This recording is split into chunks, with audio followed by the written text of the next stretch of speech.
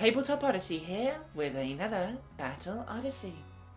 A casual game this time round, as I thought I'd give Basse a good send-off for a while, as I won't be using them for a bit.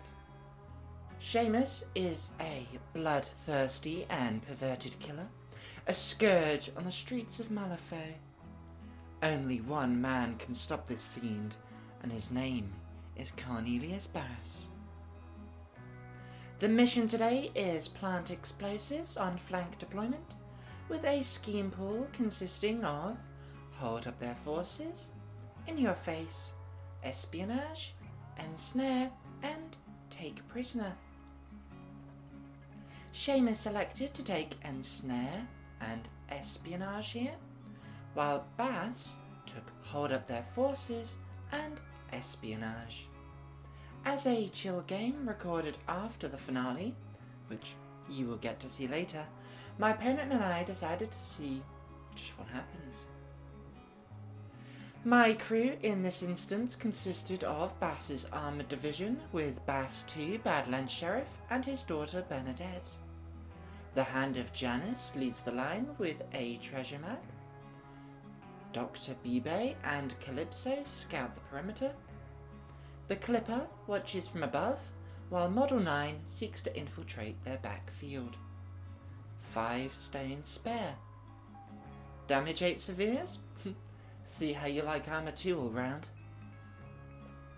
My opponent took a much more threatening approach, with an all-star squad led by serial killer Seamus I themselves, and his Copycat Killer, along with the Space Jam monster mash of the Grave Golem, Archie, the Avatar of Dread Emissary, the Valedictorian, backed up by a Gravedigger, a single stone. A brawl it is to be, I see. This epic clash begins with the Grave Golem sauntering up and focusing as Bernie drops down a scheme for espionage and walks. The Avatar follows the Golem in tandem and does the same as the Valedictorian, focus and walk. Calypso is going to make a dash for the bylines here, and Beebe follows up by dropping a scheme down in the corner. The Gravedigger takes a walk and focuses up before digging some graves. The Clipper soars down and drops a bomb over the line, while Archie runs and charges upfield. Basse sees an opportunity to cause havoc there and takes some shots at the Valley Girl, dealing a point of damage to her. The Copycat double then walks and swap places with the real deal, giving him some breathing room, while Model 9 dashes up and focuses too. Seamus takes to the field, taking a focused shot at the Hand of Janus, and makes a cause for celebration, but fails to make a dent inside the Titan before secret passaging forwards. The Hand then takes a walk and focuses himself, getting into cover. Turn 1 ends fairly simply as the brawl is about to begin. The Hand of Janus kicks things off for turn 2 with a barrage into the Volley Girl, dealing 2 on the first hit, before hitting 4 on the second and blasting 4 damage onto the Gravedigger. Great shot. The Digger decides to go next, seeing the light at the end of the tunnel, and stitches up the Valley Girl for 5 total, and drops a corpse down. Model 9 runs and guns forward, flicking a knife at the Digger, hoping to at least jump in, but hits the Red Joker and absolutely smokes her. He then fires another at Valedictorian for 1 damage. Now she doesn't quite like this and charges into Basse, hitting him for 4 damage and flurrying for another 2. Yikes. Bernadette then sneaks up from behind as Archie leaps into Model 9 and misses. Calypso drops another bomb down for me before scooting forward, and the Grave Golem does a scoot too. Dr. Beebe then dashes the submersible all the way upfield, aiming for the espionage point next turn, while the Avatar runs at the Hand, but fails to exhume a corpse. Basse has flashbacks to this battle beforehand and teaches the Valedictorian a lesson. cuffing her, or would have done for not the Black Joker, but still manages to stick slow and staggered on her before tornadoing away. The copycat then rushes up to reclaim lost ground as the clipper flies forwards and pinches the Valedictorian for 2. Seamus then ends the round by making a focus shot into the hand of Janus for 8 damage, reduced to 6. Oh, but by God that is lethal, before using his bonus to drop a bomb. 1-0 at the end of turn 2. Turn 3, and I'm seeing the warning lights flash here, so it's time to go with the hand and take out the fire extinguisher to repair for 2.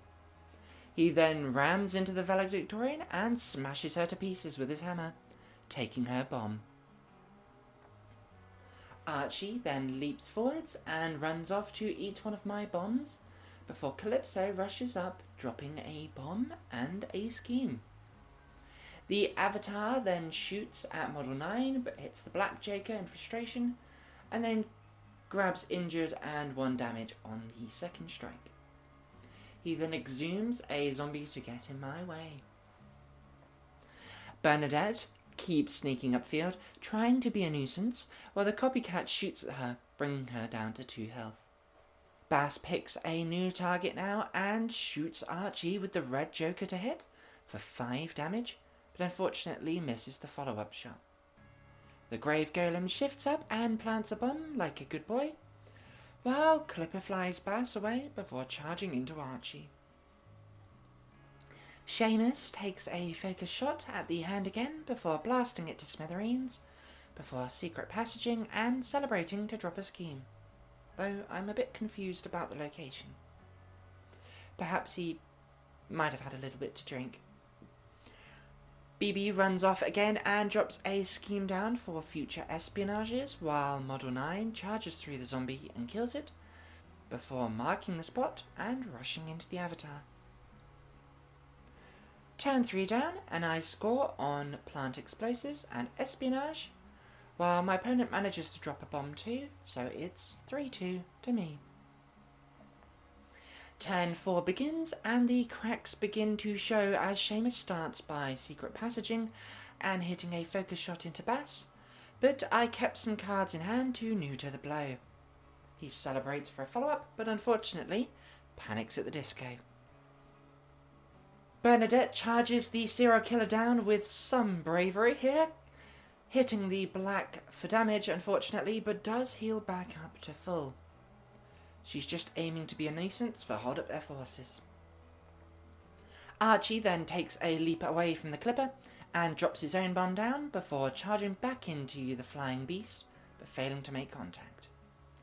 Beebe keeps moving onwards, as you do, while the Avatar disengages from Model 9 before shooting at Calypso and exhuming another annoying zombie. Clipper is playing cat and mouse here and hits Archie to rush through him before eating their bomb and flying away. There's some great denial game going on here right now. The copycat then takes his anger back out on Bernadette, but fails to do damage and swaps places with Seamus to deny me hold-up forces.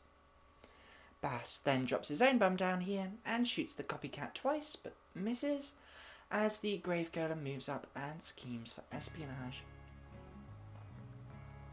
Calypso charges into the Avatar here to hold them up, hitting them for 2 damage, and Model 9 does the same to the Grave Golem after dashing through the zombie to secure me hold up their forces, and plant explosives this turn. My opponent sees blank here, so it's 5-2 to Basse as we come to the last turn, and unfortunately for them, they can only hope to equalise.